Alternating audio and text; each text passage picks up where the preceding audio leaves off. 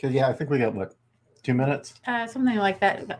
Can you put the top of your thing back on? Put my head back on? Yeah. It's kind of hot right now. Just let me leave it. I know it's hot right now, but look, it's weird when you only have it half on, half off. You know, just, if you're hot, take it off.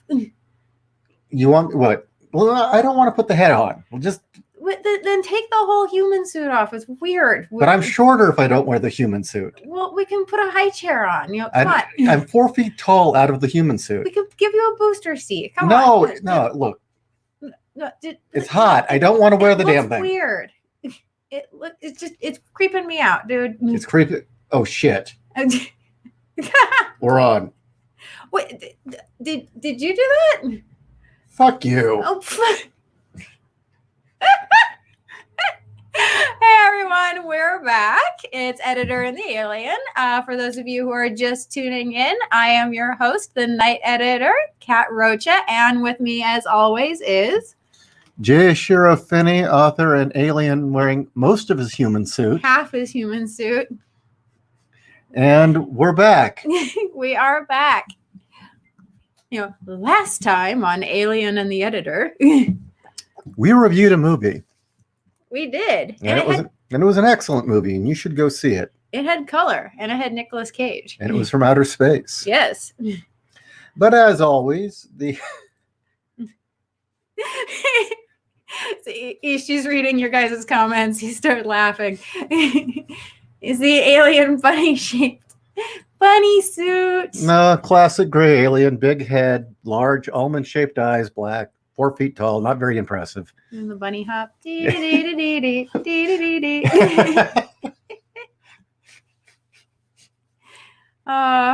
I'm more on the white gray side of the spectrum rather than the deep gray or mauve look that a lot of them have. You're not a blue? No. You have lovely eyes, though.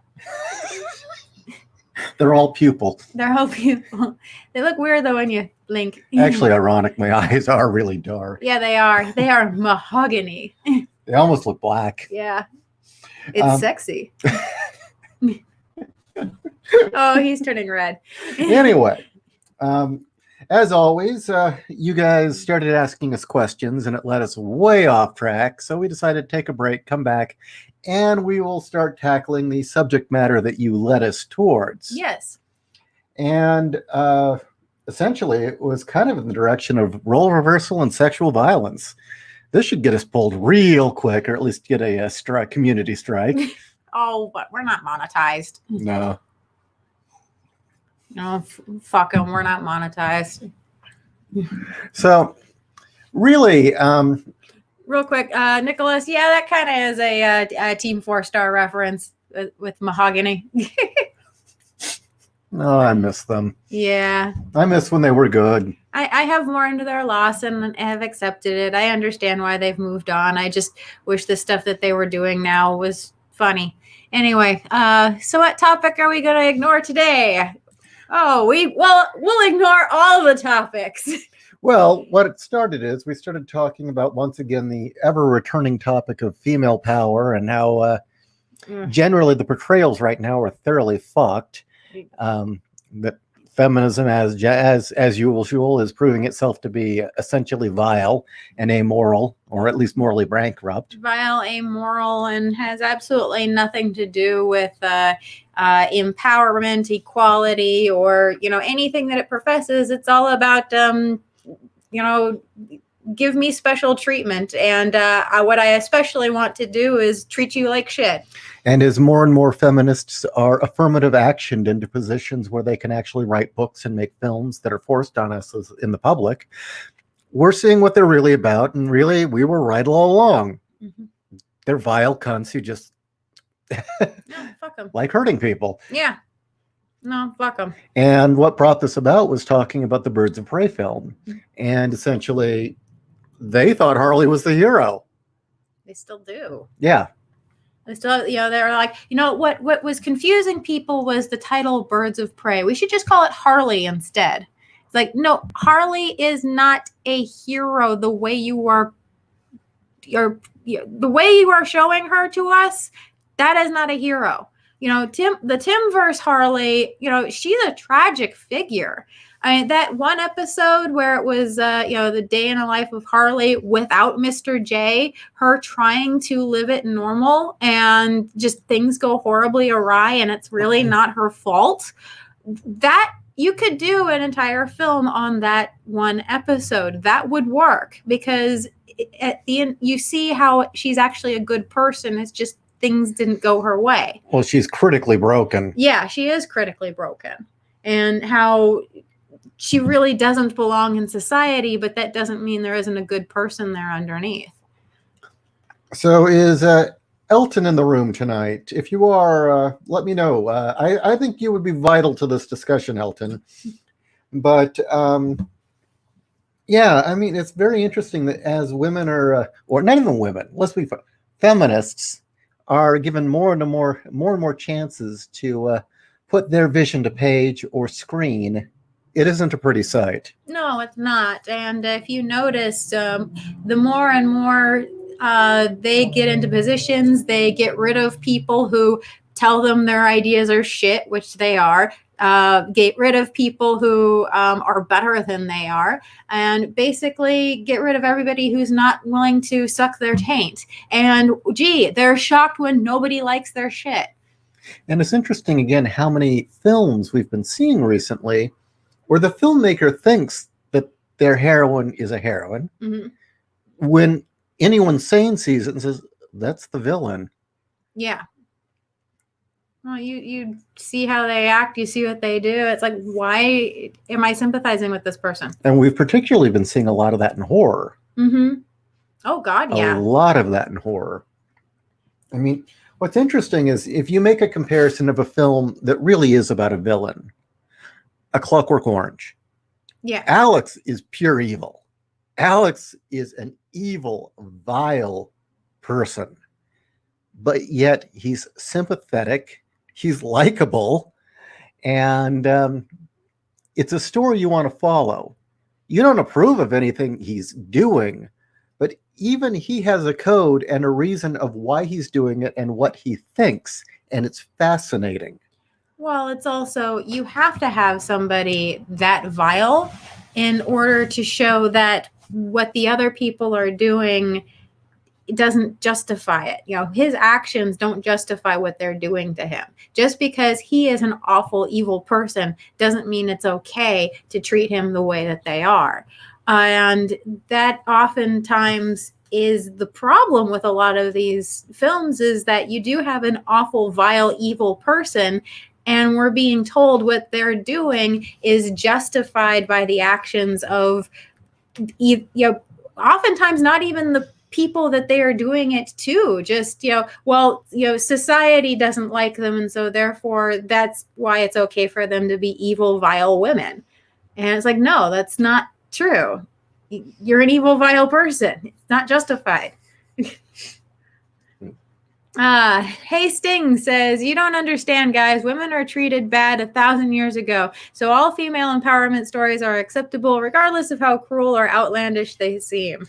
One, we all know that story is a load of horse shit. These are the same women who think men who had to go in the coal mines and crawl 5 miles underground and get black lung had it great. And meanwhile, the wife was at home slaving over 3 kids or 5 kids, had it horrible. So, yeah, that's in itself a load of shit. But under that very logic, that would mean every serial killer who was abused by his mom had every right to cut her throat out and stuff her head down the garbage disposal. Think about it. Mom abused him. Used her head for target practice with their bow and arrow. So I think that's kind of interesting. What's here we go. Chicken says, sorry I'm late. Had some clingy fangirl who wouldn't let go of my shtick. Really? Trucker's life is never boring, huh? This better not be an Eileen Warnos type. Oh. Speaking of feminists. Yeah, there you go. Eileen Warnos. You know what I'm talking about. Yeah. Feminists thought she was a hero. Yeah. Like, no.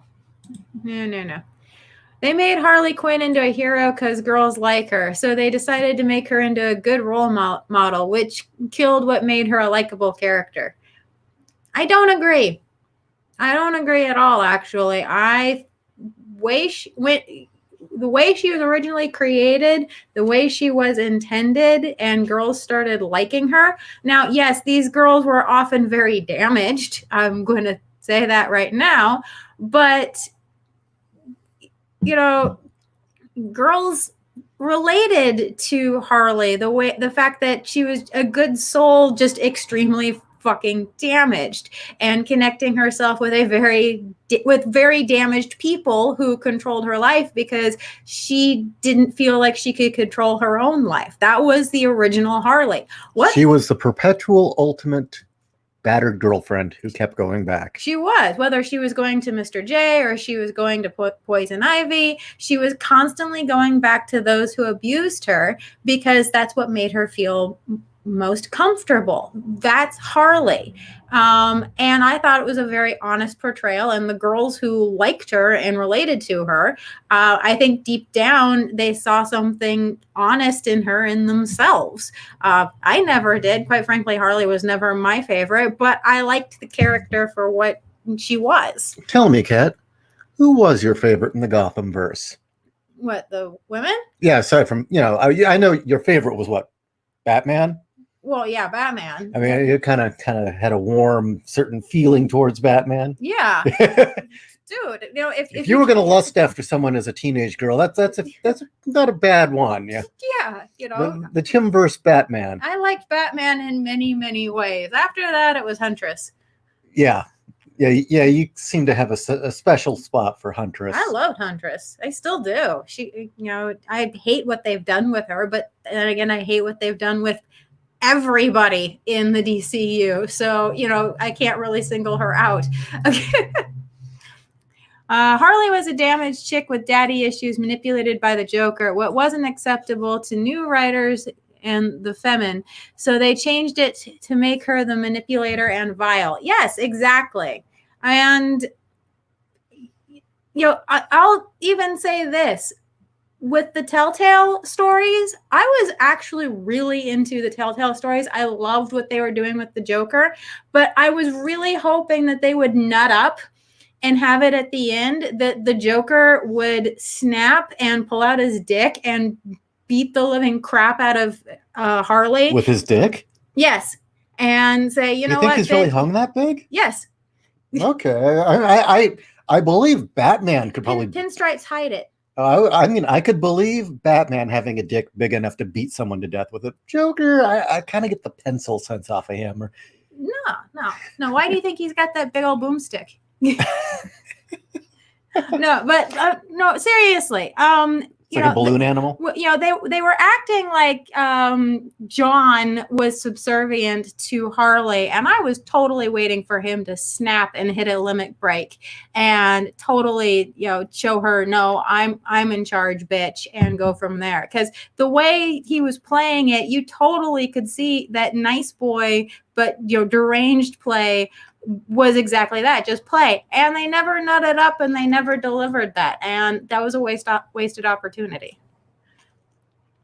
What about the fake strong women, those who are written as strong, independent, etc., but at every crucial trouble moment, they are saved, bailed out by a man?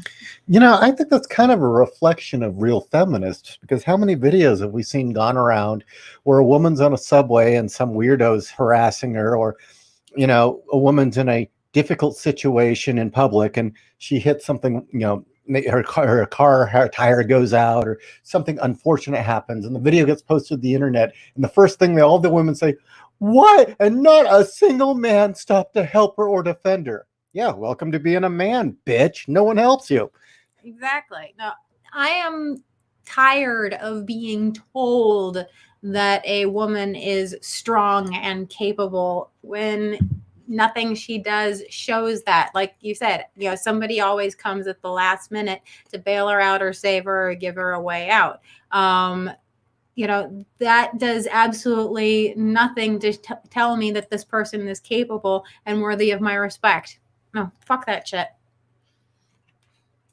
So what would be the biggest misconception then when it comes to a strong female character? Putting that label on them. Don't create the character with the idea of them being a strong female character. Ripley was originally created as a man. Ripley was written as a man, and then they're like, "Oh, we'll make her female," and that was it. They didn't change anything else other than the fact that they cast Sigourney Weaver. And that was like an 11th hour. Yeah, that was a last minute thing. I think there was another change like that too at the 11th hour. But basically, don't create these characters with the idea of this agenda of these strong female protagonists that's going to ruin and pepper everything that they do. Write just fucking characters. Just write a character. Have them act in heroic ways or have them do things that are heroic. And then later, slap a gender on it. Well, I think the problem there you're approaching is I honestly don't think they know how to write or write characters. Yeah, I'm in my opinion, identity politics, feminism, social justice so removes a person from being an individual. They are a group, they are demographic, they're a selection of traits with oppressions and privileges. Mm-hmm. The concept of an actual character, a person with morals, desires, drives, beliefs, flaws, the things that make us human are so removed from their dogma that they cannot think in a way that you can write a character. They really are NPCs. There's a program they're following. Well, like Snowflake and Safe Space, these are not characters. They are agendas. They are the embodiment of agendas, and that is all they are. They are not characters. They're not even, quote, genders. They are simply the idea that of what religion it is that they want you to choke down. So just to kind of give a point here, this is considered a really good feminist comic. This isn't a joke? No. No, I'm serious. This isn't a joke? No. And we kind of know someone involved with this, but we can't talk about it. There's an Escher on that stair step. Anyway. So what do you make of this kind of shit other than, look, you have to tell us in the fucking title? I thought it was a joke. Well, it's supposed to be ironic millennial humor. Oh. But it's a joke, but it's not. So, okay, the girl who has never played D&D in her fucking life is playing D&D with a cast of wacky friends who obviously exist in her head because, let's face it, nobody would ever play with this dumb bitch. So that's what I got from that one page. Yeah. Another one that's really funny is it's the equivalent of having a tea party with your stuffed animals. Did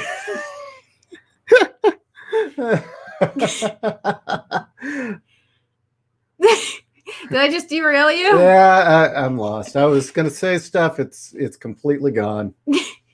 Whatever I had, it's completely gone. Okay, let's see. Let's get some other things to get you ranting on here. Oh God. Okay. Well, seems Ishiro and Kat have been seeing the same Rule 34 I've been seeing with Harley and Joker, Batman, waving. I'm gonna guess. Okay. But women in refrigerators ignore Superman being beaten to death in the middle of the street by Doomsday. Yeah, I'm going to make a point about women in refrigerators. Okay, and there are a lot of points to be made. Sausages in the refrigerator? No. Gail Simone launched her career on that fucking list and that essay. Yes. She launched her career with women in refrigerators. And yet, now that Gail is comfortable in her position, sorta, not anymore, her characters spend most of their time digging through the refrigerator to shove shit in their mouths. Yeah. There's kind of a weird irony there, isn't it? No, have you seen Gail? She spends a lot of time in the refrigerator. I think Gail is the original woman in a refrigerator. Or the freezer going after the Haagen-Dazs. I think it's not. No, yeah, the menage a trois with Ben and Jerry. I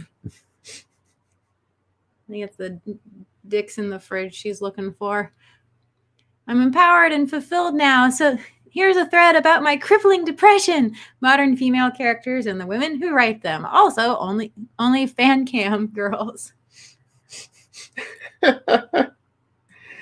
Okay, let's see. Yeah, fuck women in refrigerators.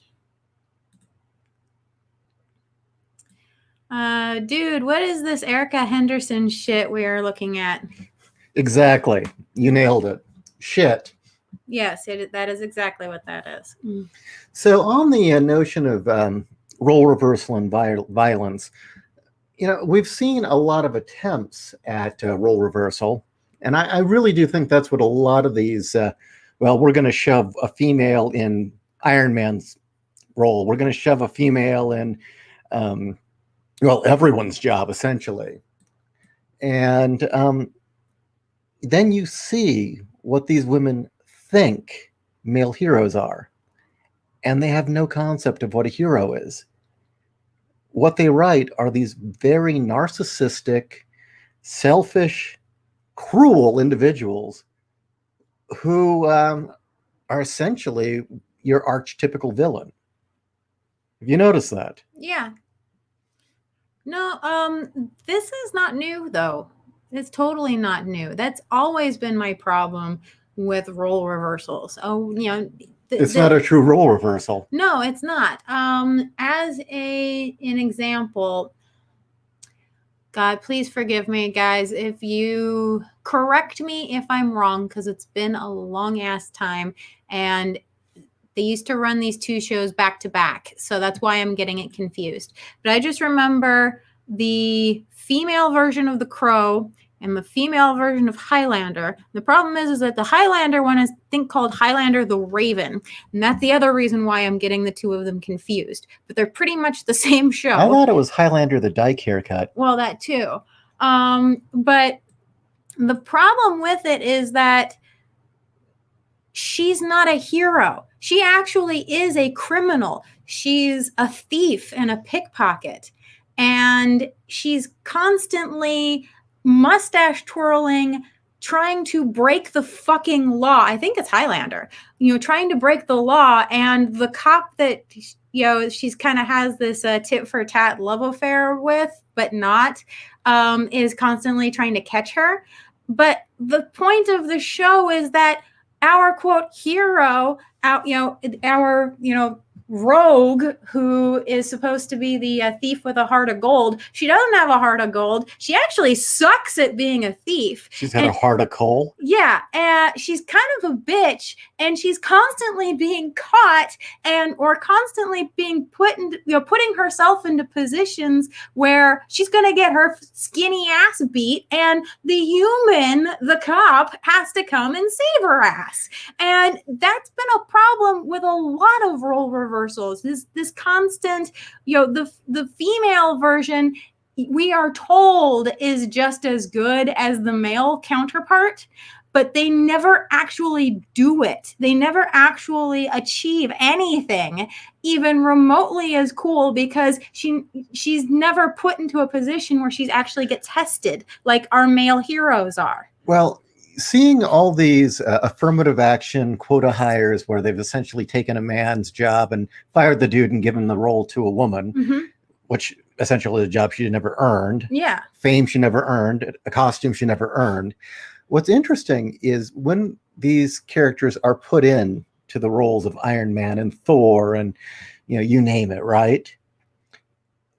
We get to see through the feminists' eyes their skewed world vision and how clear that their dogma has so skewed their perception of reality. This is what they see when they're looking at male heroes. That's what they see. This is what they think male heroes are.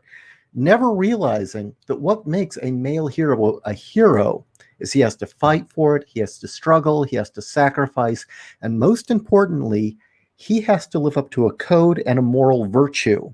And if he fails at any of those, he has to then work his way back up. And he often does fail and have to work his way back up. Spider-Man and Daredevil being Yes. two very good examples. Yeah, critical loss over and over again. They have to work for it. The struggle is vital. And yes, they have to try and always reach for a moral and virtuous, a higher moral virtue. Mm-hmm. And what's bizarre is through the feminist goggles, they don't see any of this. The worldview they see is, oh, a guy who's being given everything and can shit on people and beat them up. Like, no. That is such a broken, distorted, unrealistic view of the world. I mean, how is that any different than Scientologists having such broken views of the world that they're convinced they're possessed by space demons from out of a volcano? How any different? How is that any different? I mean, this is some serious broken lens that they're viewing through. The lens in which they see reality is so broken that they cannot recognize the moral virtue and struggle that makes a hero. Well, because they don't want to. That's the big problem. Really? So it's really just, see, I attributed it down to, obviously, their brain is so fucked up from this indoctrination, they're incapable of perceiving reality. You're telling me it's a choice. Yes, it is a choice. Get into that. Explain it. Well, okay. All they see is that Tony Stark has shit tons of money. Tony Stark has shit tons of resources. Tony Stark is getting shit tons of girls and booze, basically, living the dream. Okay. But half of that you just mentioned are his weaknesses. That's not what I said. Okay. I didn't say that is Tony Stark. I said what they see. Oh, okay. See, this is good. That's good you point that out. No, they see he's got the women, he's got the power, he's got the money. He's even got the drugs. Yeah. And that daddy gave it to him. That's what they see. And they don't see that Tony, has made it a point to keep up his dad's legacy, to keep up his dad's company. What Tony struggles with just to keep up the company. Dad's shadow. That Tony does struggle with dad's shadow. That Tony is obsessive compulsive. That he struggles with mental illness. That he struggles with alcoholism because of that mental illness. And despite what feminists think, people don't think he's cool that he's a man whore. No, they don't. That's not viewed as something cool. No, it's not. No matter what the depiction, that's actually a negative point something to his he character. Has to outgrow. Yes. And yes, Tony is a genius. But one thing I have liked about some of the best portrayals of him is that just like with some of the best portrayals of Reed Richards, being a genius doesn't mean you have all the answers. Being a genius sometimes means you hurt people. And Tony lives with that every day. He lives with the fact that his weapons are killing people.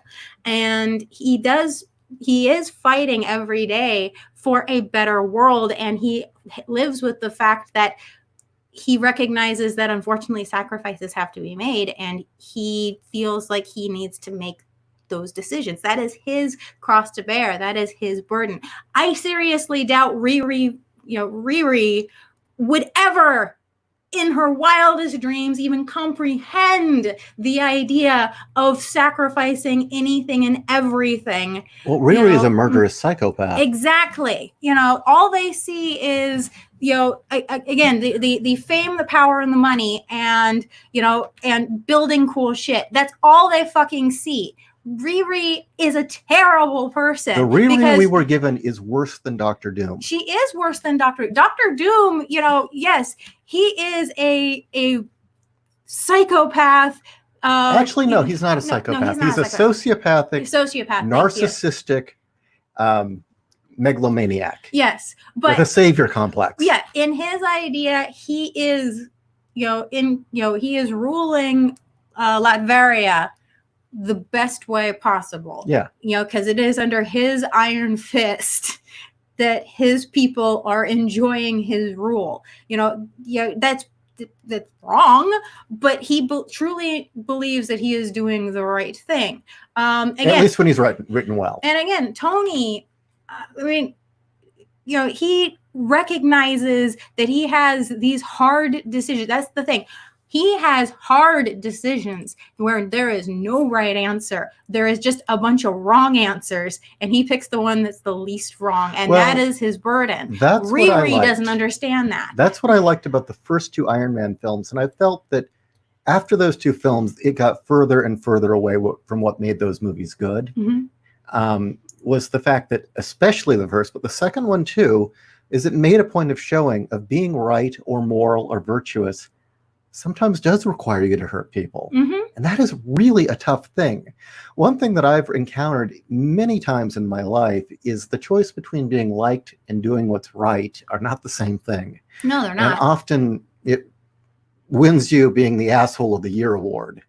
Well, as another example, because he's kind of the same character, but kind of the flip side of the coin, we've been watching Gargoyles. And the character of Xanatos. Xanatos might as well be Tony Stark, but less moral. He's less moral. But Xanatos is, again, one of those geniuses that thinks he knows the best direction for everybody, and he believes that he is the one to lead everybody down that path, with the understanding that people are going to be hurt and people are going to be killed going down that path. And Xanatos isn't a bad guy. He's not a good guy, but he's not a bad guy either. And he does recognize, even in his megalomaniac way, that his actions have consequences. He knows what he is, and he has a code. Yes. Even though it's quite a questionable one. Mm-hmm. But what of these new female characters, or what they've done to old beloved female characters, understand that their actions have consequences? What one of them actually understands that horrible choice of, you have two options and neither one of them are good and both of them are horrible, but you have to decide. You don't get another choice. And none of these women understand, not even women. I'm not even going to call the women. None of these chicks. Yeah, they don't deserve. They're little girls. Yeah, they are little girls. Throwing tantrums. They whine and they cry and, oh my God, I can't believe I had to do that. Or they lash out at people, especially people who don't deserve their anger. None of them want to shoulder, dare I say it, a man's burden. Yeah.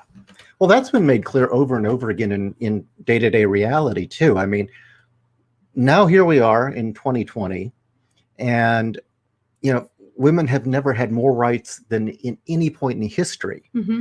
And they want more rights. They want more privileges. They want more gimmies. But anytime that responsibility that's heaped on men comes up, mm-hmm. they throw a tantrum. Yeah. So, yeah, it isn't, yeah. No.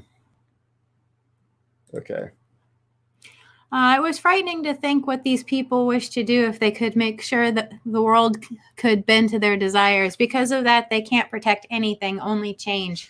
Well, Elton, actually, I wanted to bring, I think you're the ideal person to bring into this, because I know that you're doing a comic about physically powerful women. And just from a quick browsing of your Twitter, so I get the sense I know what kind of fiction you like. I've come across some stuff. When I was going, I think your opinion here would be very, very interesting. Now, when I was going through a lot of the romance novels and erotica novels to read in our show about cat versus romance, and by the way, everyone, we're doing a follow-up. Yes, we're doing a follow-up. Where I'm including more erotica tags so that we're going to get some weirder ones this time. And I'm noticing something in a repeat theme coming up over and over again in certain veins of erotica and romance, which is whenever it's a female power fantasy, there's often this aspect of women not earning it or getting their power by literally stealing it, if not physically draining it from men. Mm-hmm. And you had an interesting comment on that. What was my comment on it? I'm trying to remember. Taking. Women like to take, you said? Oh, yeah. No, they do. Explain that. Well, because it baffled me.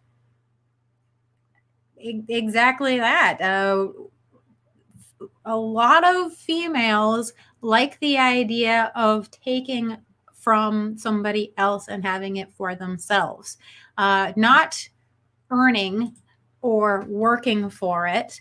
No, it's taking. Whether it's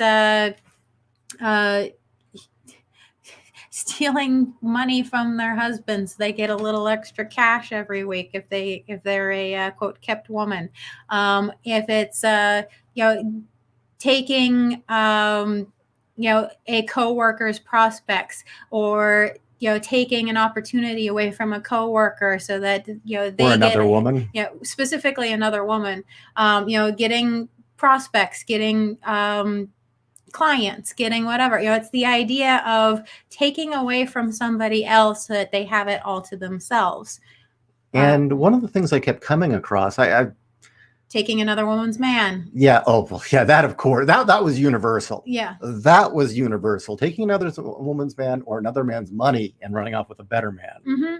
Yeah. Look at all these women who rejoice in what they get from their exes in divorce. Yeah. Whether they deserve it or not. It's just, it's like, I got this from my ex. I was able to steal this from my ex. Steal. They love using that word steal as it, like they like the idea of getting away with it. It's disgusting. But yeah, if you guys ever are trapped at home during a plague and can't go outside and you just don't know, you don't have anything better to do, and comics have suddenly died, let's say just per chance comics went out of business maybe, and the movie industry is just churning out nothing but shit. If that ever happened in your life, one thing you can do for entertainment is just punch in various erotica and romance combinations into the Kindle and see what comes up, or onto Amazon, and just read the descriptions, because it's an amazing world.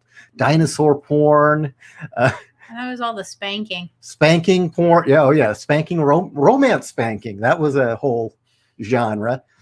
But you start stumbling upon really weird shit where there seems to be this whole genre of shrink rays and women shrinking their husbands and torturing them. And I don't understand that. Yeah, and then I came across this shit that was just bizarre, where it was really sadistic. There's this whole genre, and it seems to be written primarily by women, of either purposely female supervillains gaining powers or draining other men and women's powers, becoming immensely powerful, and then using it just to sadistically torture people they didn't like, and amassing wealth and acting like a spoiled brat. And it's like, there's no real plot to this or any character growth. It's just, I don't know, sadistic. Well, also when it's like, stories of supervillains or other things like that, just... Oh yeah, I saw that in the Dragon Porn Kronk. I definitely saw it there. Keep in mind, it tends to be women who are weaker than almost always the man that they are attacking. So they depower him or weaken him, not just to their level, but even worse, so that then they feel like they can overpower him. It's bringing somebody not just down to your level, but even worse than your level, to when otherwise you wouldn't be able to do that. And it's usually weaker people, specifically weaker women, who do that. I've never known anybody other than a soy boy to have those types of power fantasies of depowering somebody so that they are weaker than them before they kick their ass. The only comic book character I can think of that I thought did it very well, and it wasn't in that vein, was Parasite. But Parasite was He's a villain and not a very yeah, he's a villain. He was a very he was kind of a loser to begin with, and then when he got his parasite abilities, he became a fucking drug addict. You know, it's not that he's depowering people, specifically Superman, to bring them down to his level or worse so he can kick their ass. No, he's addicted to doing it. And I thought that was a great way of putting it, because that whole bit of power corrupts and power can be addictive. Well, that's exactly what happened with Parasite.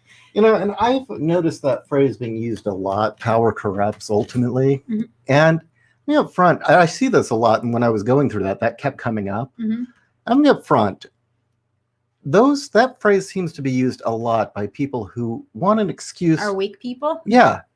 Power corrupts lesser people, mm-hmm. weak people, people who don't have restraint or the ability to look beyond themselves or to sacrifice or put themselves last. Mm-hmm. And especially when I start hearing people use that power corrupts line, and that often was a line I would hear from, back when I was living in San Francisco and working within activist organizations, as if it was an excuse for them doing horrible things. Oh, well, it wasn't my fault. Power corrupts.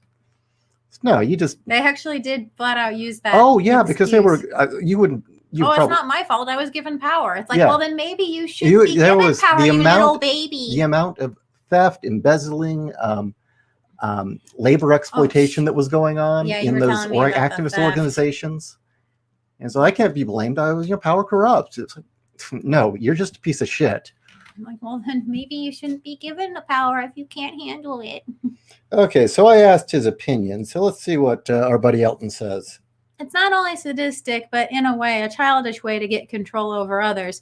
A kid sees bigger as more powerful. So these women seem to see these relationships in a similar way, I guess.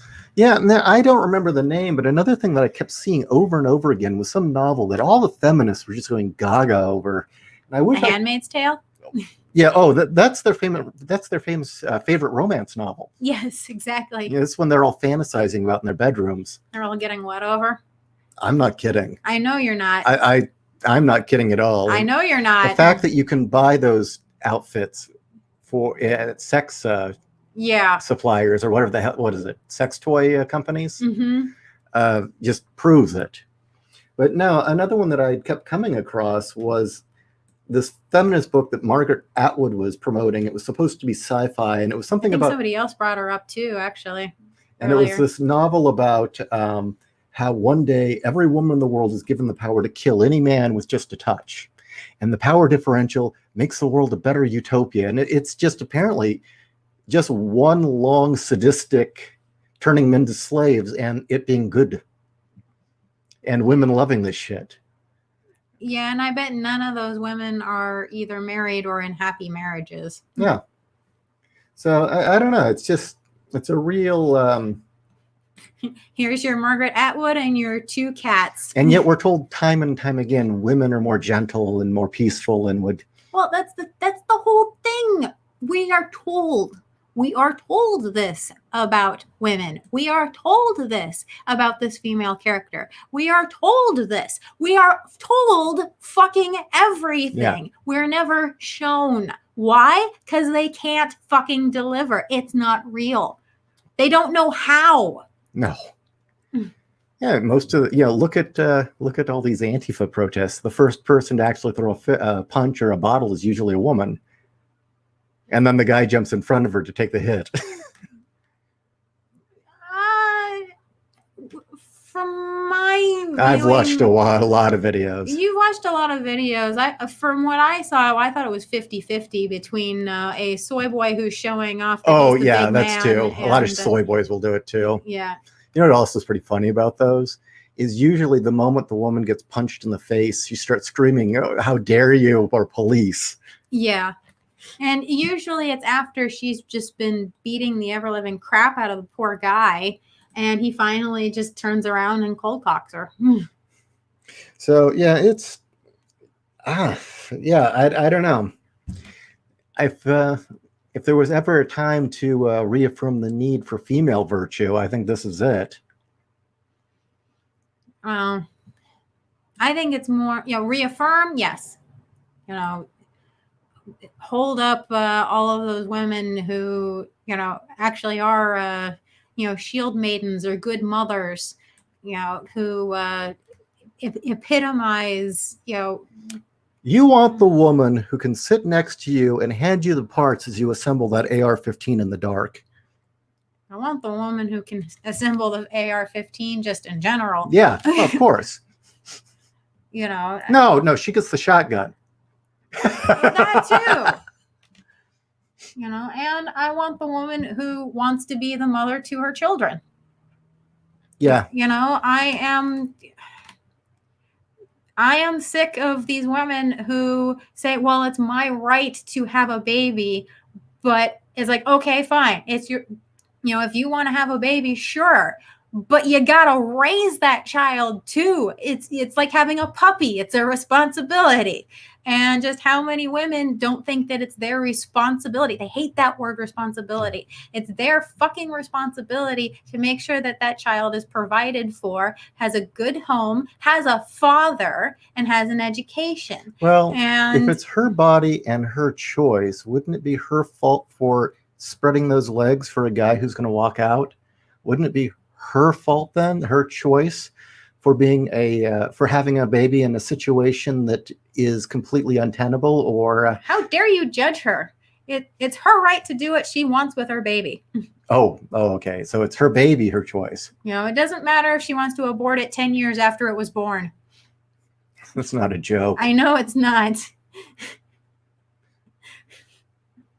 I know it's not. They're fucking laws.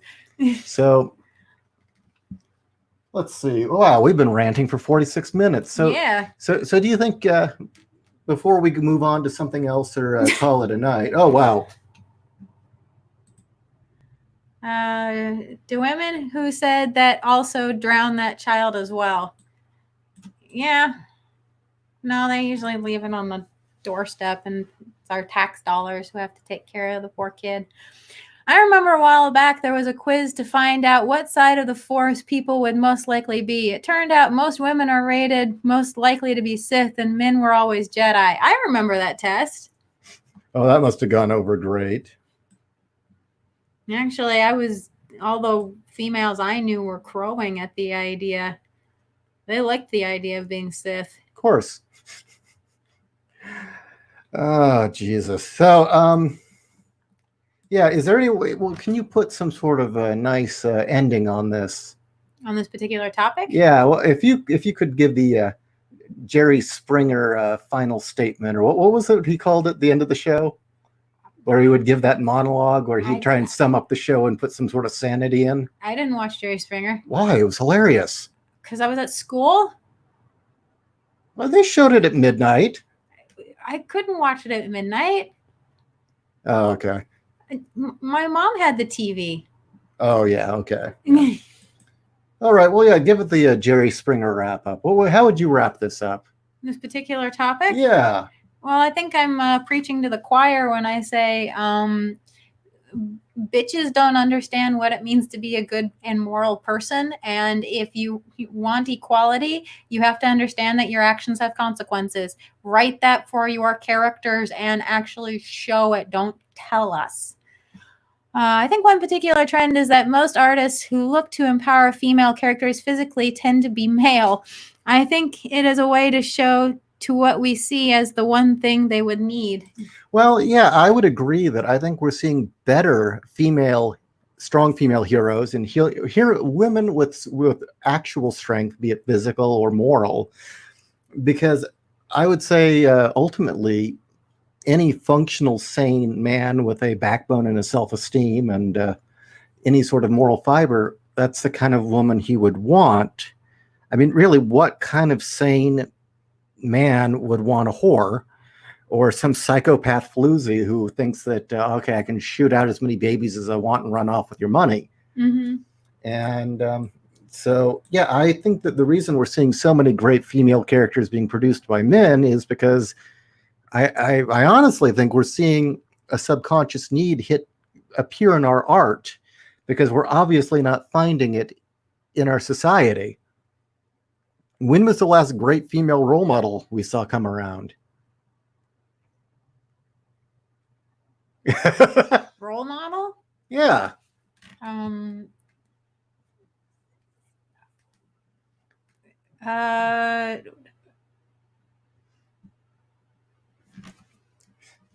can't say role model. I mean, of course, I've never really been into female characters as role models. Really, I never liked depictions of women in general. I mean, I would say that what's her face who created Sailor Moon is a great woman to look up to as far as in art, and I mean. Well, see, but I didn't watch Sailor Moon looking for a role model. No, I don't mean fictionally. I mean the actual woman who created the character. Oh, okay. Her career is fascinating. Mm-hmm. I mean, there's someone who really just worked her ass off, had a story, had a vision, and came up with something that has endured. Yeah. I mean, I'm trying to rack my brain of anyone else.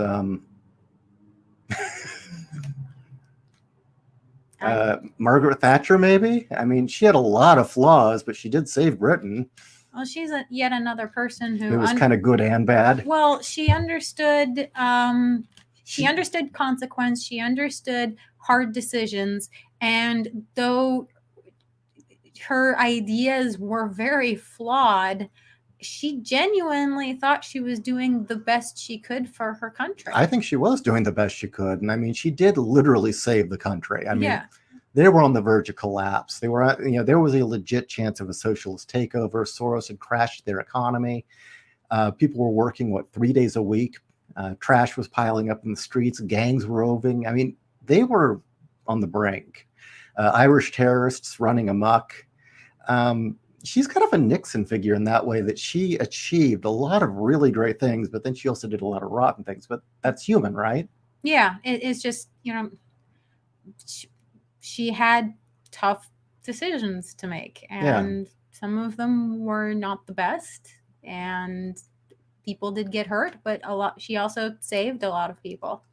So yeah, I actually think without her, Britain probably would have collapsed. So yeah, she is somebody to at least recognize her achievements, as well as recognize the bad things that she did. Okay, so we're getting some good recommendations here for female heroes.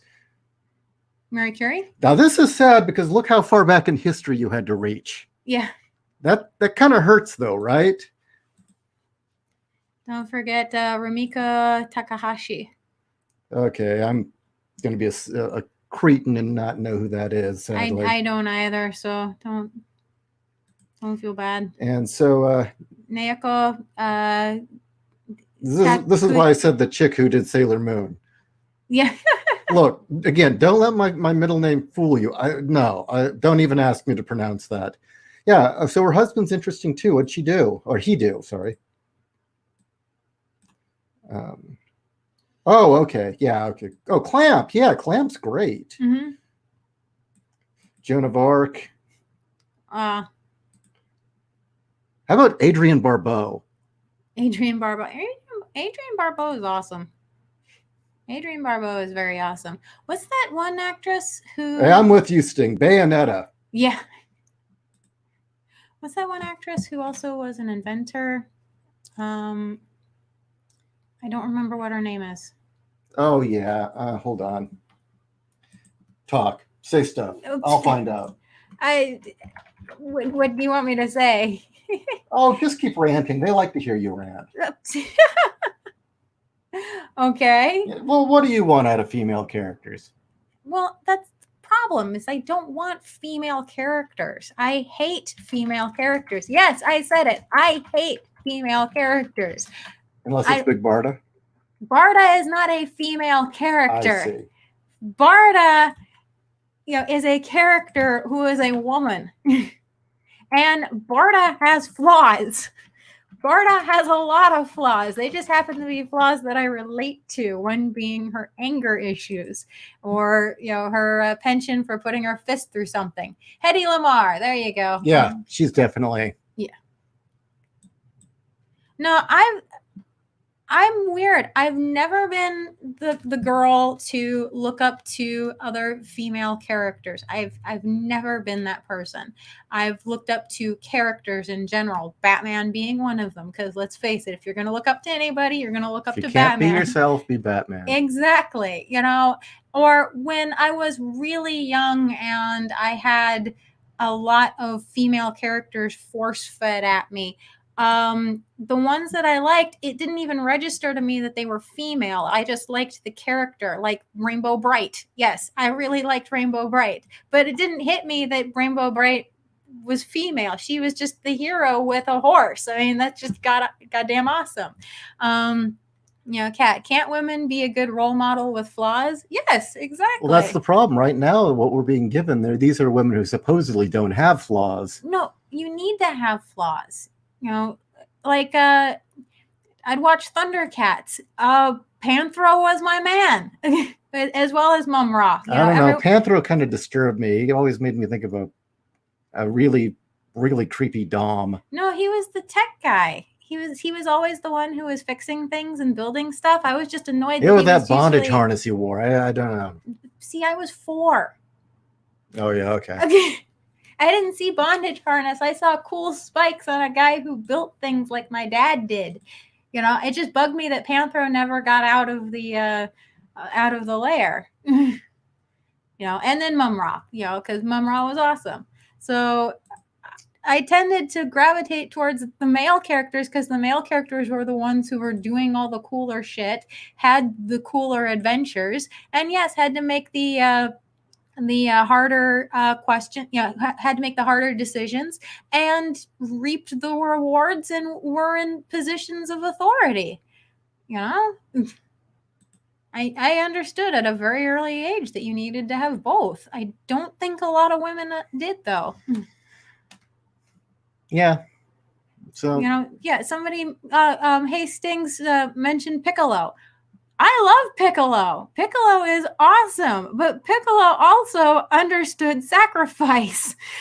He's constantly getting his ass kicked, but because he put himself in those positions, he understood, that there were consequences to his actions. He didn't have to do that.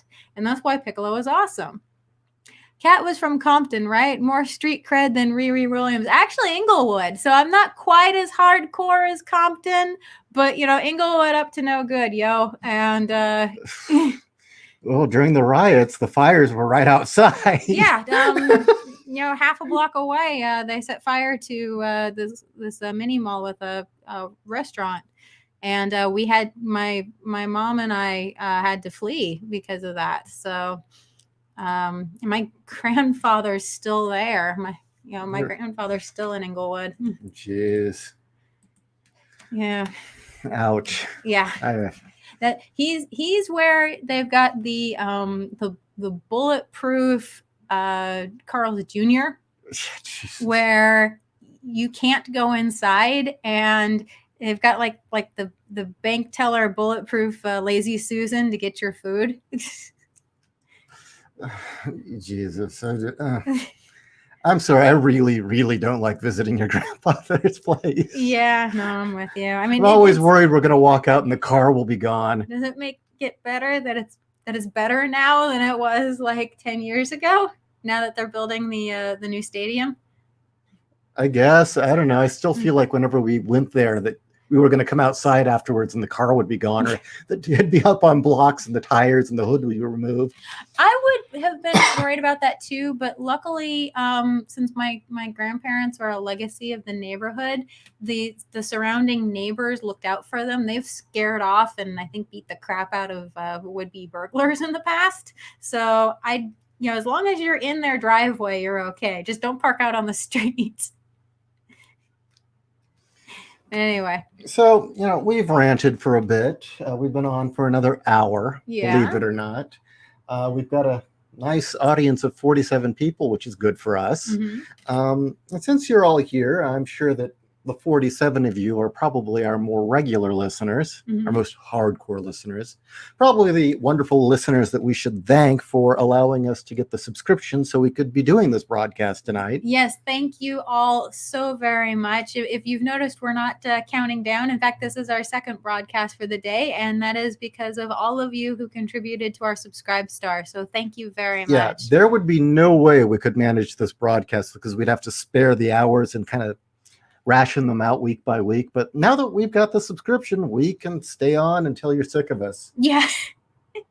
Or until Kat's done ranting when she finally has gotten it all out. And she said, okay, I can relax now. I'm probably never going to be done ranting. It's really just when you're tired of hearing me talk. Yeah, I'm sorry, Phantom Knight. There's reasons. More adventures and awful, please. Yeah. There's two reasons for it, okay? There are a couple blows. I worked my ass off on that last episode, and it got pulled 3 days after being on YouTube, and I got the threat of remove the rest or else. Yeah. And I didn't want to lose this channel because we worked so hard to get the audience we have. And then I moved them all to BitChute, but I'll be honest with you, people just aren't watching BitChute. And I'll be brutal. If I could pay the bills with Adventures in Awful, I would make the time for it. But it was such a time suck that I was like, for something that's fun and entertaining, and we get one a month, when I should really be writing novels, I couldn't justify it. And the only reason that I had time to make all those episodes for a year was that I was caught in that horrible loop of trying to get an artist for Bombshell, which never happened. And it was a lot of waiting periods. Now, that does bring me to a different topic, though. Oh, sorry.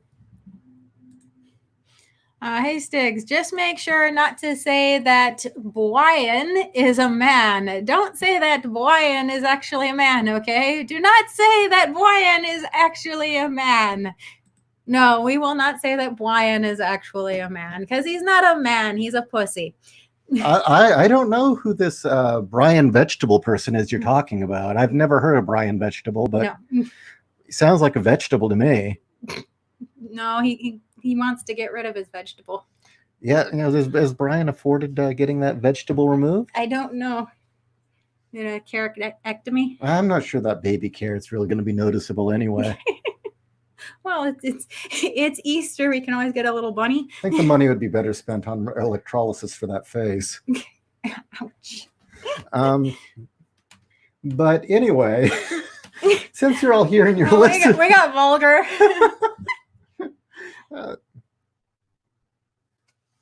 Anyway. Oh yeah, LK is bringing up their shoplifting thing.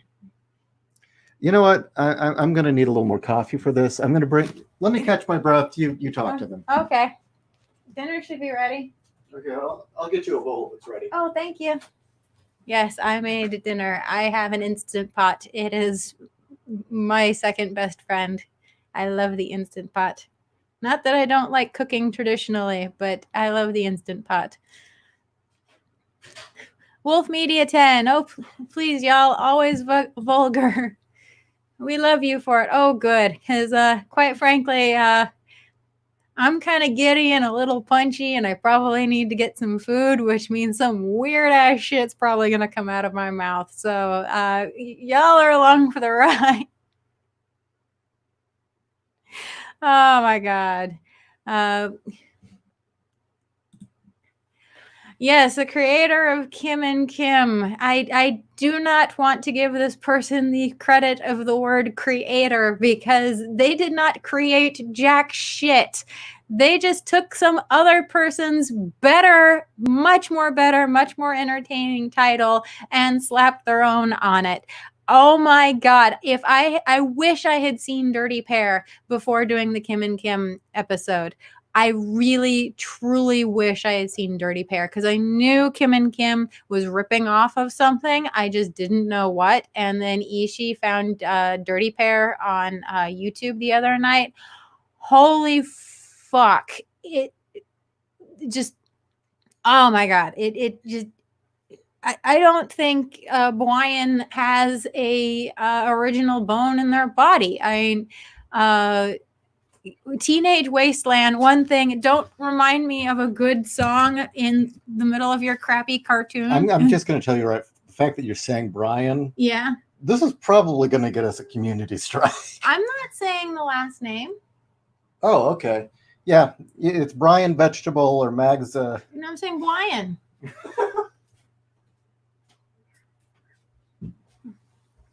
No, Teenage Wasteland is so painfully trying to be Sailor Moon VR Troopers, just that whole shit. It's just, and it's not even a very good attempt to be it. I've seen much better done by high school students.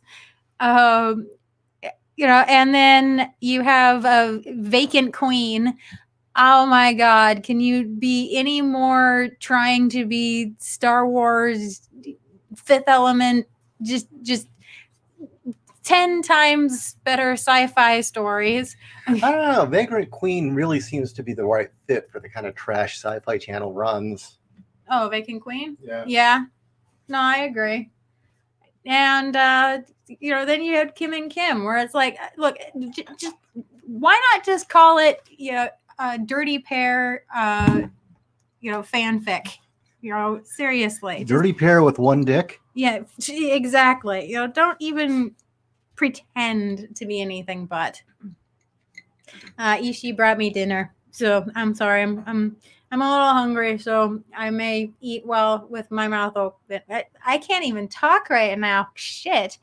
I'm going to wait till he gets back so that I can actually form sentences. Let's see. What are people saying?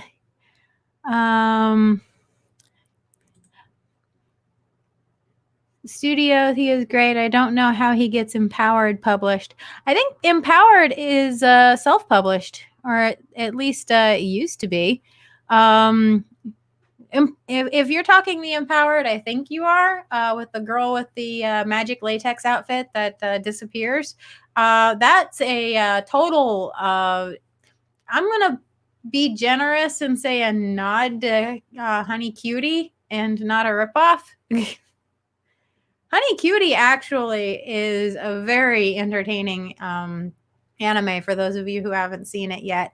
Very entertaining. When I think it's a Gona Guy. Ishi will correct me if I'm wrong. But we recently caught Honey Cutie and were amazed at how thoroughly enjoyable and entertaining it is. I'm telling him about Honey Cutie. Well, we saw Honey Cutie. No, Honey Cutie. I mean, there's so many versions of it now. Mm-hmm. But just thoroughly entertaining, completely perverted, but very strangely wholesome and cute in its pervertedness. That's the thing with the Gona Guy stuff, is it's wholesome and cute at the same time being completely perverted.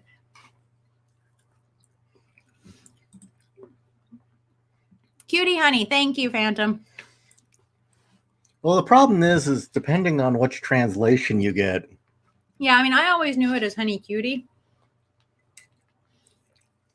Suki Honey Yummy? Flash! Suki Yummy? Yeah, Suki Yummy. So, speaking of Dirty Pair and comics and whatnot, during my horrible year of trying to find an artist, I did find one artist that I worked extremely well with. He was reliable, affordable, totally got what I was doing. The only problem is that he just wasn't working in a style that fit the story I was trying to tell. And that is the only reason he didn't get the job for Bombshell. And that man is the man that I hired to draw the two avatars you're looking at right now. He was the one that created the cat, as you see her here in her combat outfit. And the Judge Cat picture on the t-shirt. And so, being that he is affordable and so reliable... Oh, wait. Yes, Oscar. I love it. He is such a good artist, and he is the man. Okay, yeah. But speaking of Oscar, comics have completely died, and I know that I've said I'm probably not going to ever come back to it, And one of the reasons I said that was that the way that I made comics literally took a year to do. I was so thoroughly hands-on. My scripts were so deeply involved. You know, I did my own layouts, my own lettering. I did collages. You know, you knew just how ridiculously involved I was in every page. And the quality shows. You were involved in every aspect. Yeah, I worked with you. Was it somebody said it was the Frank Miller style? No, I wouldn't say that because you did give the artist freedom, but The way I scripted. well, you would actually do a picture of what you were thinking of, and if the artist could do something better, unless you absolutely insisted on a layout, you'd let the artist do their thing with the full knowledge of what you were looking for. Yeah. And I was trying to do a scripting gig recently for something considerably lighter. I don't think I got the job, but I was able to crank out it was, for lack of a better term, it was a light humor script where it didn't require all the involvement that I put into my own work. And I found that actually, if I just did the script in that way and had very little control over the art, I could crank out these scripts very rapidly. Now, it wasn't anything deep. It was just fun. That's what she said. Oh, no. I'm always deep. My writing is very, very deep and symbolic. Your pen dips deep into the quill. My stories always lead to a very, very resounding, satisfying climax. And then a denouement. But you got to remember to always leave them wanting more. Yes, with a cliffhanger. Yes. But seeing that I could actually script these kind of light humor things much easier and still be very happy with the writing, I was beginning to realize with Oscar, I could probably produce something very quickly and very easily and affordably if it was just like 20, 24-page issues. Not 150 page graphic novels where I laid out every page, lettered every page, rewrote every page 4 or 5 times, touched up art. And I'm seeing that a lot of these shows are taking a likable person on the show and basing a comic book on them. And Kat was talking about Dirty Pair and whatnot. And we've got this wonderful drawing Kat did of Oscar. And I'm just... The other way around. Oscar did of Kat. Hey, look. We've been at this for a while. I've been talking for a while. Maybe you should be you talk. What? You tell them the idea. It's your idea. I have food in my mouth. You're not home. No. We're leaving it a mystery. We're leaving it a mystery. You're all here, 49 of you. I'm serious. Would you guys be interested in some sort of silly, light humor, sci-fi action comedy, 24-page thing with Kat? It's Kat as the character we see here, as an exaggerated version of the ranting, angry person on the air you hear right now. I mean, does that interest you? Does that sound like something fun? Because I think I could make that happen. And with comics completely dying, I mean, people do need stuff to read. And it's going to take me time to finish this novel and then the next. So, I mean, I've been making excellent progress, but it's going to be a while. So here. You heard that Alterna Comics is getting into the distribution business. It looks like Peter Samedi is doing publishing / distribution all in one.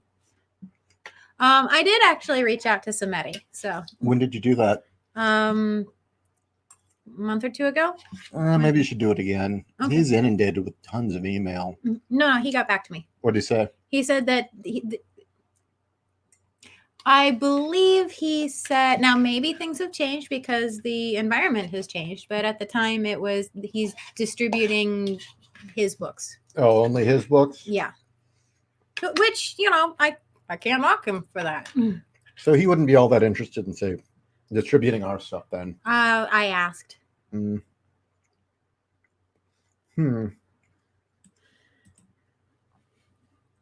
I'm imagining her as Doom Guy firing her machine gun at the social progressives. I kind of like that idea.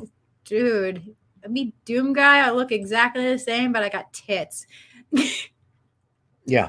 I'm down with that. I've got cannons. It'll be like going to Guy, you know? Oh, no. Well, should that be one of the gags? Was it Bresto Missile? Yeah, Bresto Missile. Bresto Beam. Bresto Beam. Let's see. Bresto Beam. That's actually. I know. Bresto Fire was another one from Mazinga. Bresto Fire.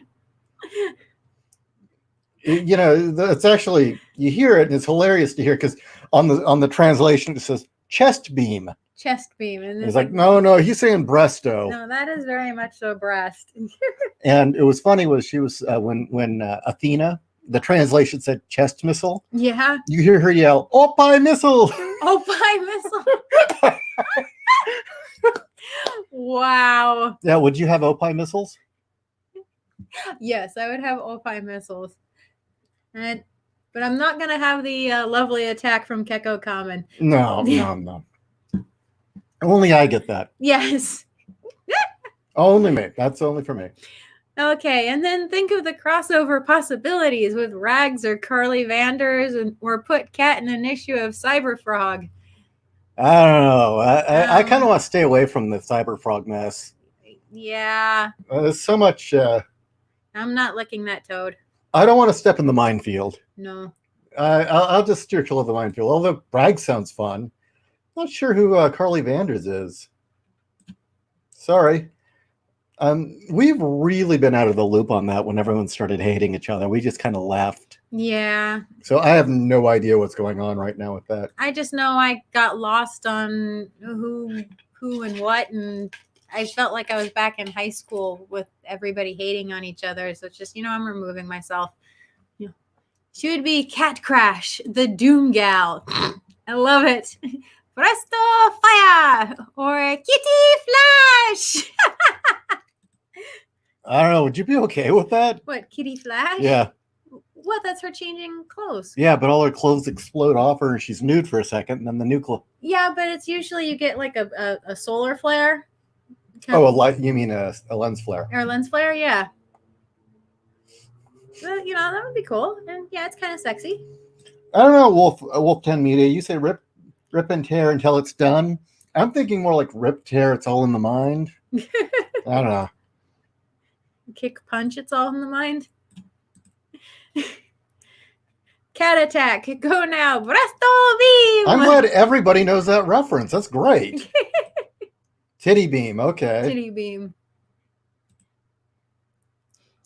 Of course you're interested in that. Thank you, Chicken Seth. Okay.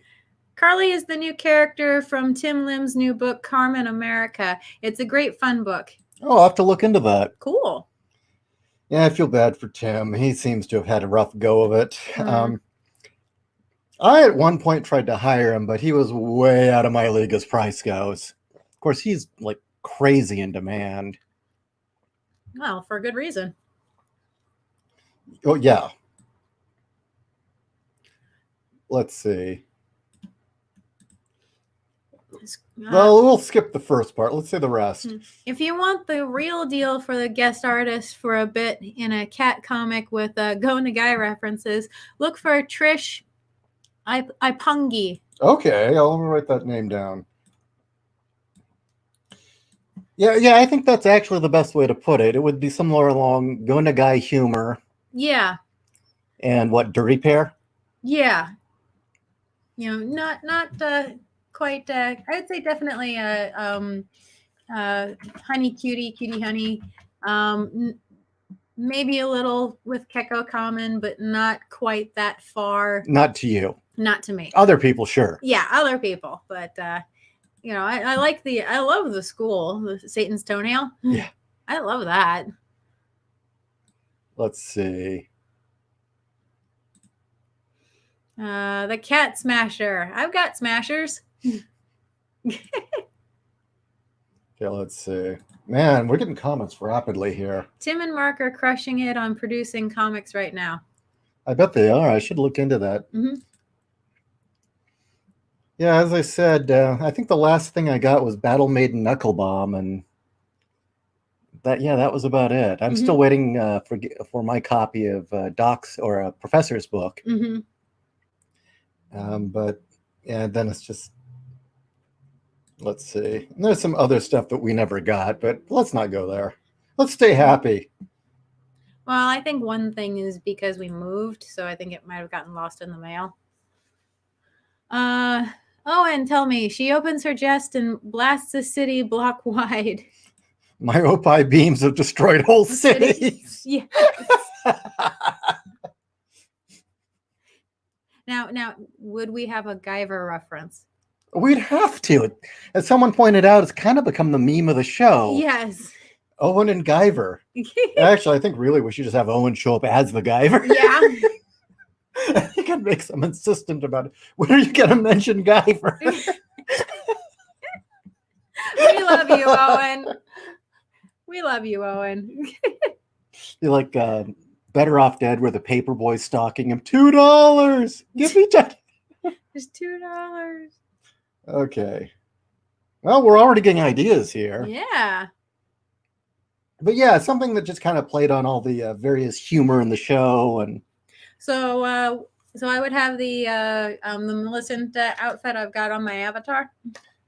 Yeah, maybe that would be what's under the armor. Or oh, that's true. Yeah, especially if I'm going to be Doom Gal. Yeah, I mean, you're in a tank top. I really don't see where you're going to hide the Opie missiles. Yeah, true. Well, it could be like at some point they get blown off and it like pops off, so I have to take it off. So I just have the tank top. And underneath. I suppose I could show up as a gray alien in the background. I just have my human suit with the head off. Put it back on. You're disturbing. Either take it off or put it back on. My Opie are the Opie that will pierce the heavens. Wow. Can you do that for me later tonight? Pierce the heavens? With your Opie? Boing boing. It would be like a San Onofre that they're it's a power station. I don't think most people on here know what San Onofre looks like. Okay. What is that? The Naked Gun? Yeah. The first one? I don't remember which one. San Onofre is a nuclear power station on the coast of California that looks like two tits. It really does look like two giant cement tits. Yes, it does. And they're just right there, right next to each other by the freeway. So, yeah. Look it up. And strictly as your husband, I would have absolutely no problem seeing more of Oscar's art of you. I mean, no complaints here. I wouldn't.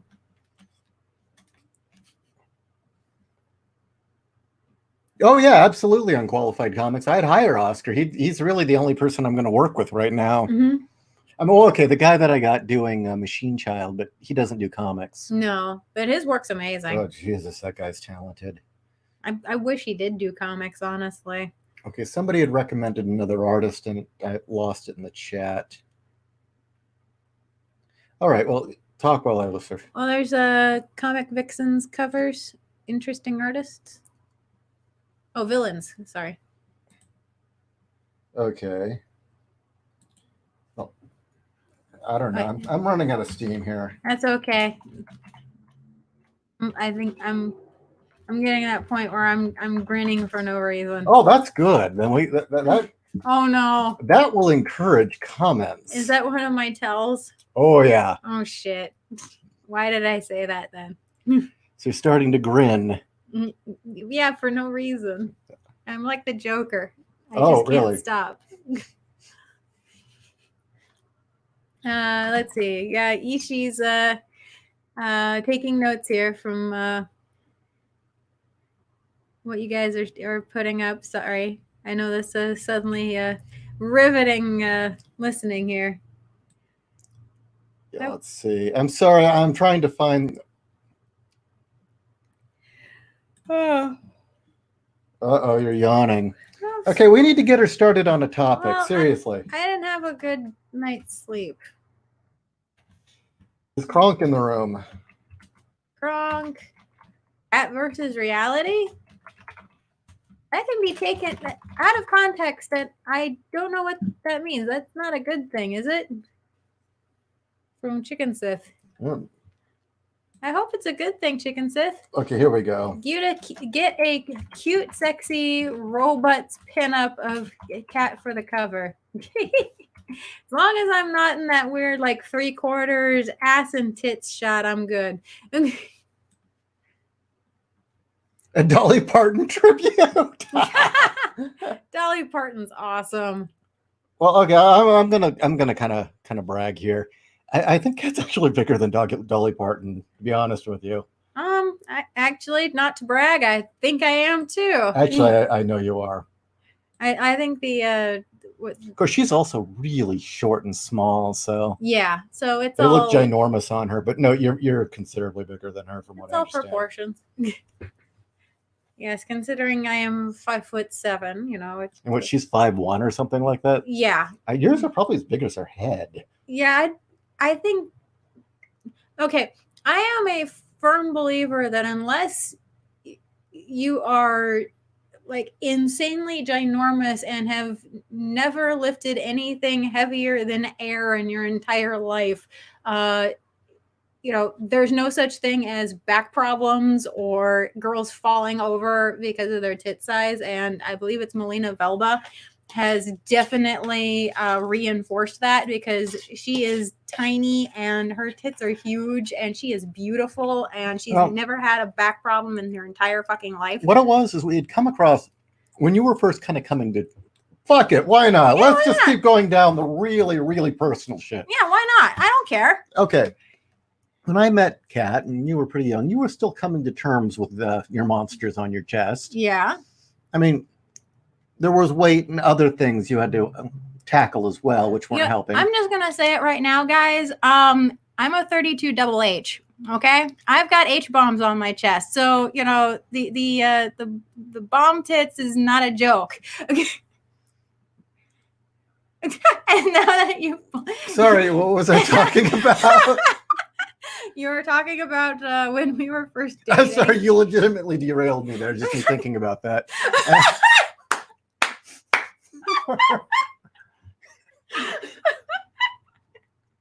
What, the fact that they're right here? Look, every fucking night when you go to bed and you change, there's a reason I just stop and watch. And that's not me being like complimentary. I'm legitimately watching.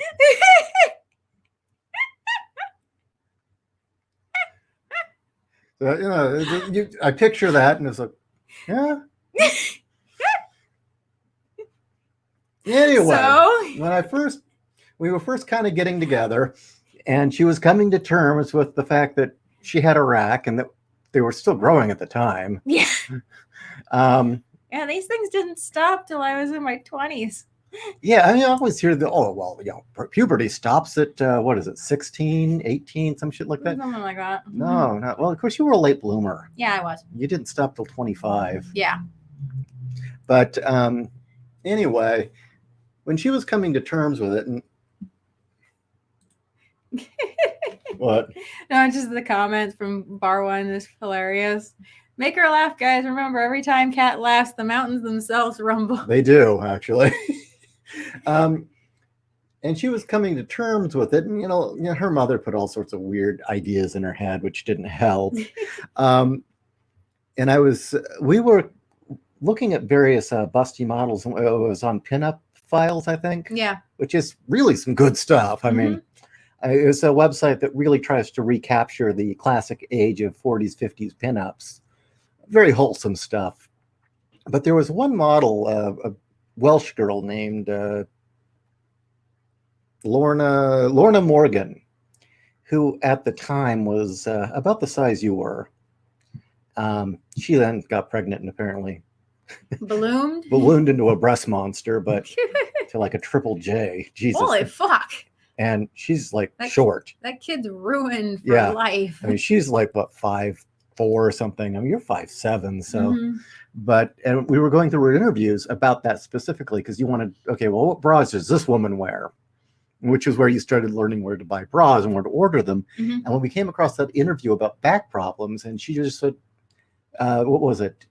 It like changed your life. Yeah. Where she said, well, she always felt embarrassed and was made to feel embarrassed as a teenager and had slumped and slouched.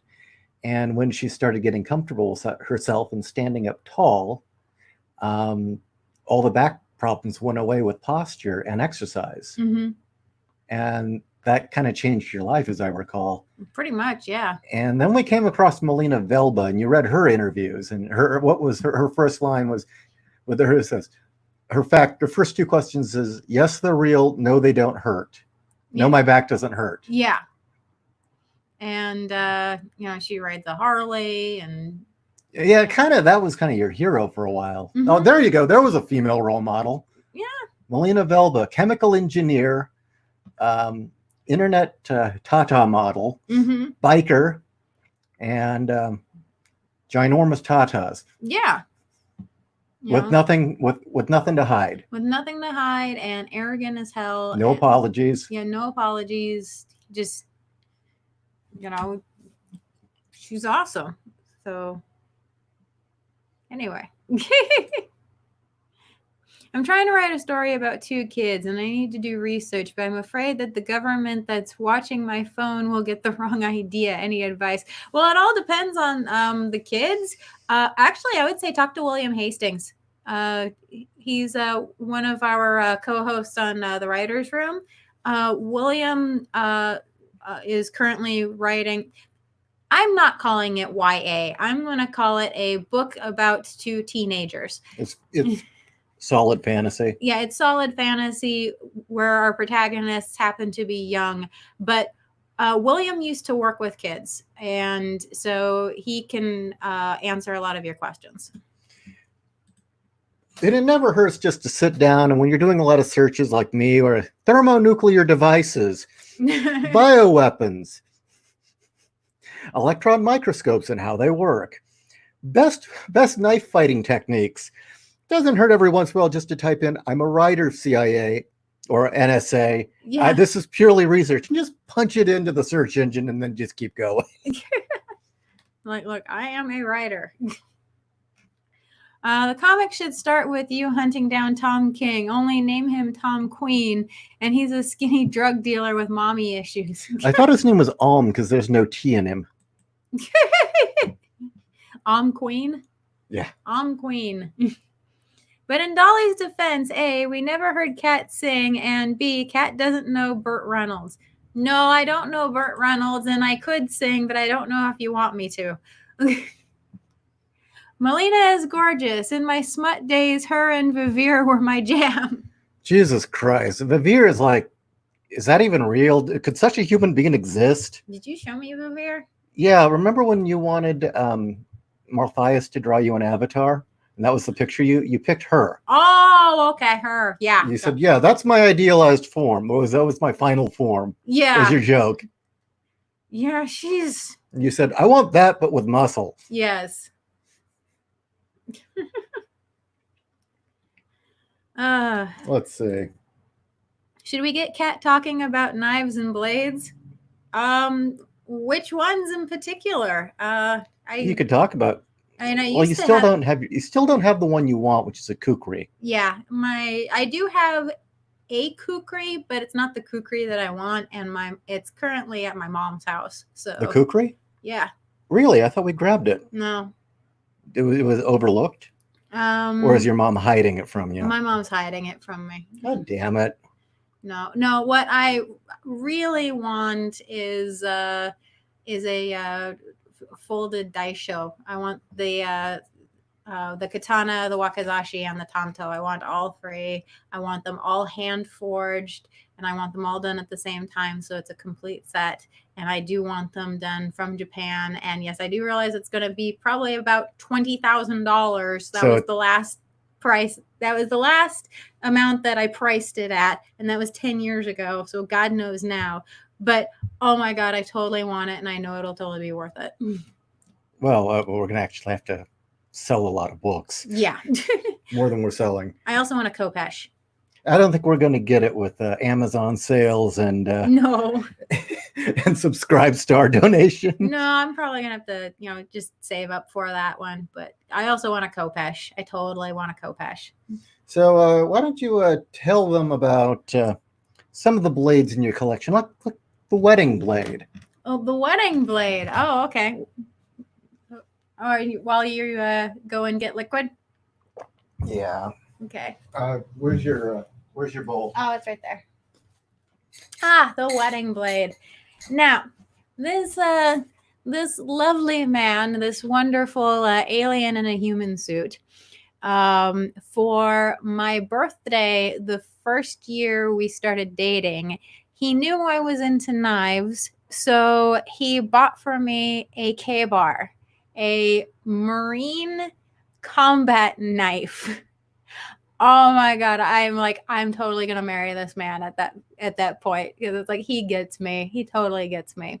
So, when we got married, the first, wedding, we actually had two. We had the one for all the family that was all nice and traditional in a beautiful setting outside, and I had a white dress and all that other good stuff. And the official legal marriage was on the bridge of the Enterprise when Vegas still had the Star Trek experience. And we had a Ferengi as our witness. So that was a lot of fun. But for the family wedding, when it came time to cut the cake, we decided to use the K-bar as the knife to cut the wedding cake. And people thought we were insane. They're like, what the hell is that? I actually had people asking me, where's your wedding knife set? It's like, oh, it's right here. I pull out this K-bar in a leather sheath. Oh my God. My mom. You still keep it right beside the bed. I do keep it right beside the bed. I love that thing, man. No, my mom, I gotta applaud her, because my mom is the epitome of the British, just, blank face no matter what happens. My mom has cultivated that look. It's not the Southern, oh, isn't that nice, or just being polite. No, it's definitely that stoic Britishness and my mom totally had that the entire time. She's Celt, not Brit. No, she watches a lot of British. Oh, yeah. She loves anything set in Victorian England, and she loves that stiff upper lip. Keep calm and carry on attitude. And that's definitely how she was with this. She's like, it's not my wedding. I don't care. And the reason why I say that is because she's the one who made our wedding cake. My mom is a professional pastry chef, and she made the most fabulous wedding cake ever. Seriously, if I do say so myself. So anyway, and I'm just rambling. No, well, that's kind of the point. And Ishi's looking for a picture of the K-bar that he got for me. There it is. No, actually, that's not what I'm looking for. I was going to say, I am not I'm not really a knife person myself, but I do have a knife that I am quite fond of, that I own. Is that your pilot knife? Yeah, trying to find the exact model number, and this isn't it. But it's the survival knife that all fighter pilots in the Air Force are issued and take with them when they go into the air. Mm-hmm. We're looking at here, the 499 Air Force survival knife, but this isn't the one. I got a later model. So yeah, that one looks kind of vintage. Yeah, this is the one right here. The one that looks like a K-bar, but it's not. Oh, there we go. 6150 Air Force survival knife. Nice. This is confused. Or it also says tactical knife, but essentially, unlike the K-bar, this one has a few other. It has a solid handle. It doesn't have anything in it, because you need it to bash in the instrument panel just in case your electronics go out. Mm. And if you bash the altimeter, it will still function secondary anywhere. Not really that important. It's because of the pressure, right? Yeah. Anyway, let's see. We got more questions. Somebody said that'll be Kat's superhero name, but I think I missed what that name was supposed to be. Just came up with cat superhero name. Yeah, can you remind us what that was? Okay, anime. Okay, let's see. K-Bar? Yeah, K-Bar.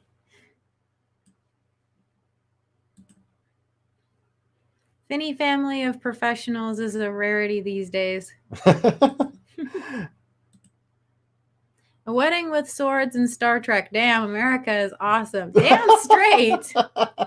You know, and it was the first season bridge. It was authentic. It was actually the one that was on first season where they got more money and made a nicer one. Yeah, it was the actual bridge. And that minister was so confused. Oh, yeah, he was. Although I still love, I think we've told this before. They let us tour the bridge after the ceremony. Yeah, we've told this story, but yeah, go ahead. And you know, they're playing the different themes, and it's nice and it's cool. And then they play the theme to Enterprise, and we're like, you know, maybe it's time to go. And one of the door guys was laughing as we're leaving, and he says, you know, they play that every time they want people to leave. Cat crash, at least in one chapter, please. Cat Crash Corrigan? Oh, God, Crash Corrigan. When Kat mentioned her breast size, I think Double H bomb works. Oh, okay. You know, I call you that sometimes. Yeah, you do. That works, yeah. Yeah. Double H bomb. Double H bomb. Yeah. Twice the hydrogen bomb. Yeah. Twice the power of a hydrogen bomb. Twice the power. All the sexiness. Her breasts have twice the power. Best death by succubus story? I don't know. That kind of came out of left field. I don't know about. I'm sorry, Corvo. Are you asking us for a good story that's death by succubus? I'm going to tell you, Corvo, I have never been killed by a succubus. Just hasn't happened. If you want a good classic vampire story, I definitely recommend Carmilla. You know, some good lesbo action on that. Are we supposed to talk about sexual violence in media and stories? We're way past that. That's over. Now we're talking about a possible comic, knives, and huge tits. We're talking about the good kind of sex and violence. You know, that seems to be a repeating topic of the show. Huge tits. Well, you know, I am a connoisseur. They're kind of hard to ignore. Anyway, AKA Hack, have you seen that Heavy Metal Family animation? No. No. Let's see. I don't know. We saw a cool movie last night, though. Dead Time Stories. Oh yeah, you want to talk about that? Sure. Dead Time Stories is an anthology film that I saw a long ass time ago in elementary school in a girls' slumber party. It was back to back with The Gate, and which is a great film. Oh yeah, totally. And we saw that Amazon Prime was offering Dead Time Stories for free, so we decided, hell, let's put it on and check it out. I see. Oh yeah. What do you see? This is the Metal Family. Oh. So sorry, we're watching a cartoon. Are you screen sharing? Yeah. Let's hold on. Let's start over. So you keep telling your story. No, so we put it on, and it's an anthology, so it's got 3 different stories. The first one is actually pretty good quality special effects as far as making this corpse come back to life with witches and things like that. The second story was supposed to be was supposed to be Red Riding Hood, and it was sex and tits, and it was okay. The third one though was hilarious because it was supposed to be Goldilocks and the Three Bears, but they're all escaped from an insane asylum, and Goldilocks has scanner's abilities. Telekinetic powers. Has telekinetic powers, and you think that it would be predictable and boring, and it wasn't. It was hysterical. Thoroughly bizarre. Yeah. But funny. Very funny. So I highly recommend checking this out. Okay, so here we go. Metal Family. Okay, we have a violin. And now it's in a case. And that case is walking down the street. Oh, he's a jukebox hero. Oh, is that what he is? I thought he was a hippie. No, he's metal. That's not a hippie. Well, from the back, he looked like a hippie. No. He doesn't look like he stinks. Oh, true. No, he just looks like he uses a lot of Aquanet. Actually, with those eyes, he looks like he hasn't slept or he's on speed. Yeah.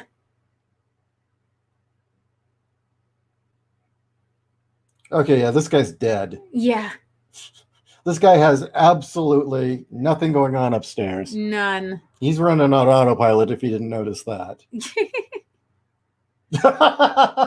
No, see, he's got a boner for that bike. Victoria. Ooh. Okay, I'm liking where this is going. Yeah. Okay, she's got your freckles. Your hair is darker than that, but yeah, okay. Yeah, I'm feeling all this. You got those boots.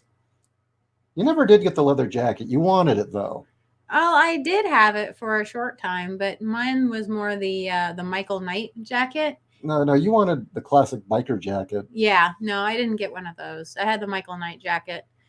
And then I lost all the weight and it didn't fit me anymore.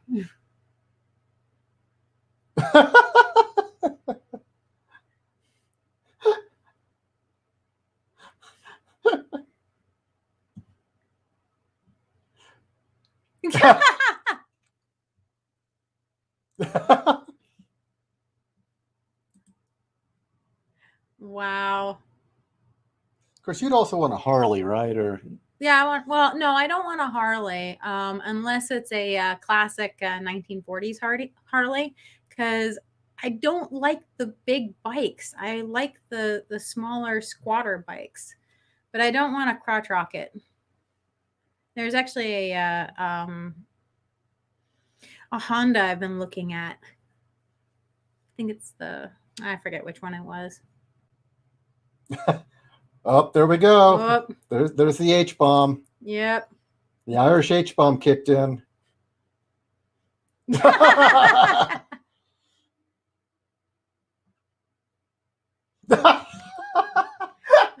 That's brilliant.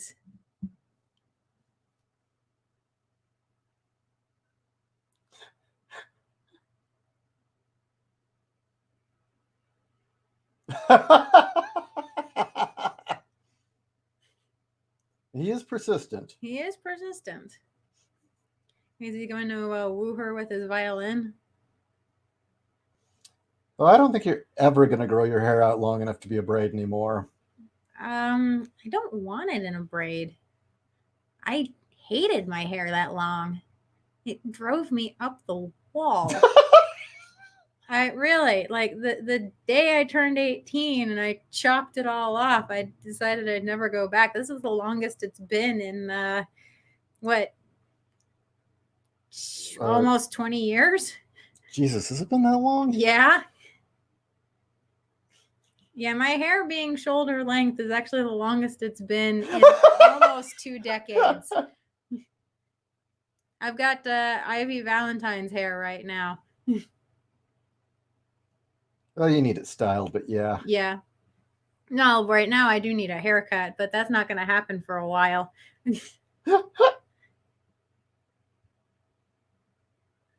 Jeez. She does dress like you. You just need the leather jacket. That is how you dress. I need the leather jacket, and I need the tattoo I've been wanting to get on my arm.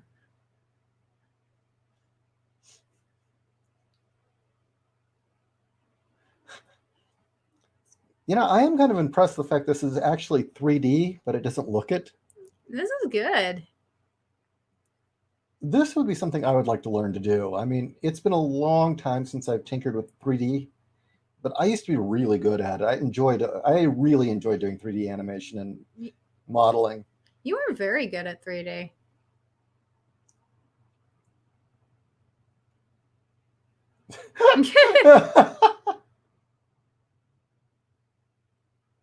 Nice.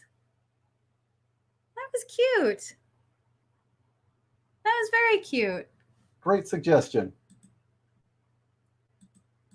All right.